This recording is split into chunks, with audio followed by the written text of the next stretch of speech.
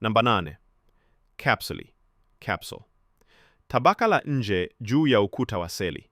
Kazi: kulinda dhidi ya seli za kinga, kuruhusu kushikamana na nyuso, kuongeza virulence, uwezo wa kusababisha ugonjwa. Mfano, Streptococcus pneumoniae hujilinda dhidi ya kinga kwa kutumia kapsuli. 9. Plasma membrane, tabaka la ndani linalofunika seli.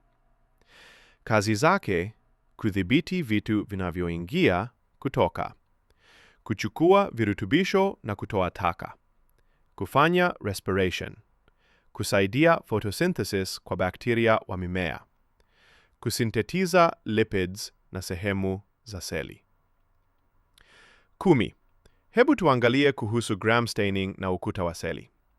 Neno gram kwenye gram staining limetokana na jina la daktari kutoka Denmark aliyeitwa Hans Christian Gram, 1853 to 1938. Yeye ndiye aliyegundua mbinu hii mwaka 1884. Kwa nini iitwe gram?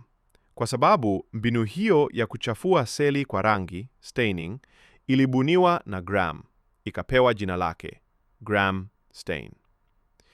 Imebeba nini? Umuhimu wake.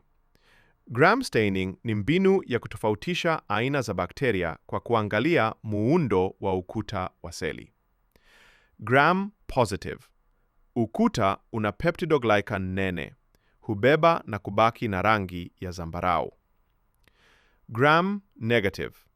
Ukuta una peptidoglycan nyembamba na una membrani mbili.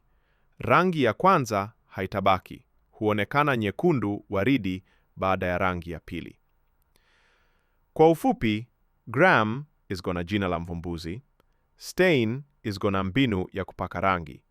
Matokeo yake yanaonyesha aina mbili kuu za bakteria kulingana na ukuta wa seli zao. Ukuta wa seli hulinda na kudumisha umbo. Tukisema bakteria ni gram positive, ina maana peptidoglycan nene, hubaki zambarau baada ya rangi. Tukisema bakteria ni gram negative, maana yake peptidoglycan nyembamba kati ya membrani mbili huonekana nyekundu waridi.